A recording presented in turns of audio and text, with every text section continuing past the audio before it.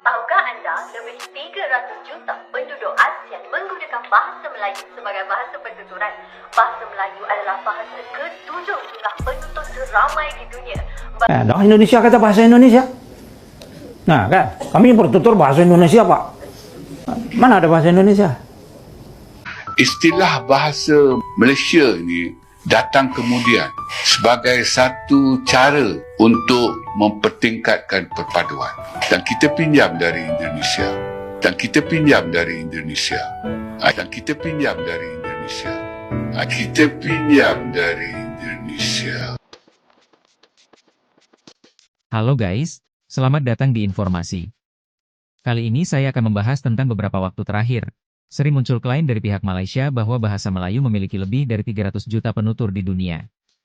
Angka ini terdengar fantastis, namun jika ditelusuri lebih dalam, klaim tersebut sesungguhnya bermasalah dan menimbulkan pertanyaan serius mengenai keakuratan data serta pemahaman identitas bahasa.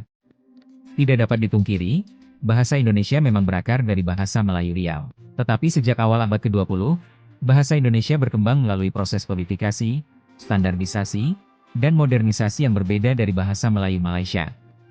Bahasa Indonesia tumbuh menjadi bahasa nasional dengan dukungan populasi ratusan juta penduduk, serta dipakai dalam semua aspek kehidupan, pendidikan, pemerintahan, hukum, media, hingga teknologi. Sedangkan bahasa Melayu Malaysia berkembang sebagai bahasa kebangsaan Malaysia, namun penggunaannya berada dalam lingkungan multibahasa yang kuat, berdampingan dengan bahasa Inggris, Mandarin, Tamil, dan berbagai bahasa etnis lainnya. Dengan kata lain, meski berakar sama, bahasa Indonesia dan bahasa Melayu telah bertransformasi menjadi dua sistem bahasa yang berbeda dengan identitas politik dan budaya yang jelas. Indonesia memiliki lebih dari 270 juta penduduk, mayoritas mampu berbahasa Indonesia. Dengan itu, bahasa Indonesia menjadi bahasa Austronesia terbesar di dunia. Sementara Malaysia memiliki sekitar 33 juta penduduk, dengan bahasa Melayu dipakai sebagian besar masyarakat, namun tidak mutlak dominan. Di kota-kota besar, bahasa Inggris bercampur dengan Melayu, Manggis, sementara etnis Tionghoa dan India juga menggunakan bahasa masing-masing. Oleh karena itu, menggabungkan penutur bahasa Indonesia ke dalam kategori bahasa Melayu untuk mencapai angka 300 juta jelas menyesatkan. Di Indonesia, bahasa Indonesia adalah pengikat bangsa, menjadi lingua franca di atas ratusan bahasa daerah. Ia menjadi alat komunikasi resmi, bahasa pendidikan, sekaligus simbol identitas nasional. Sementara di Malaysia, meskipun bahasa Melayu adalah bahasa kebangsaan, kenyataannya penggunaan sehari-hari sering bercampur dengan bahasa Inggris.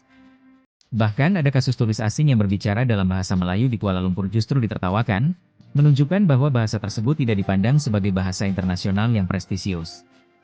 Klaim bahwa bahasa Melayu memiliki 300 juta penutur sesungguhnya berangkat dari romantisme sejarah.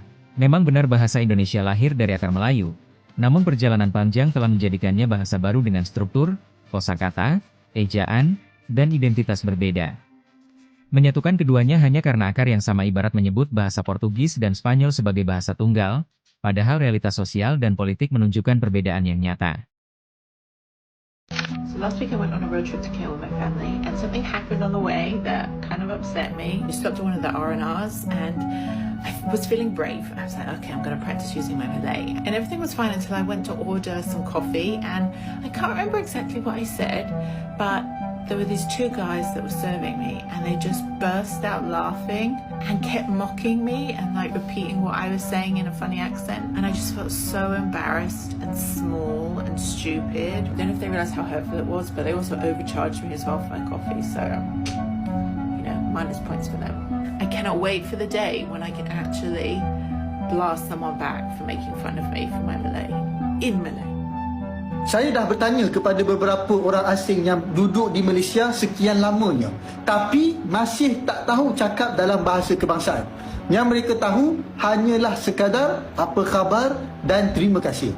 Saya pun tanyalah mereka, kenapa tak nak belajar bahasa kita? Jawab mereka, sebab tak ada keperluan pun.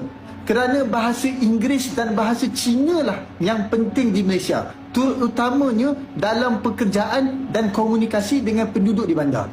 Manakala bagi mereka, bahasa Melayu ini hanya sekadar untuk membeli belah dan mendapatkan potongan harga. Saya memang terdiam habis. Sebab apa yang mereka perkatakan itu sebenarnya adalah fakta berlaku.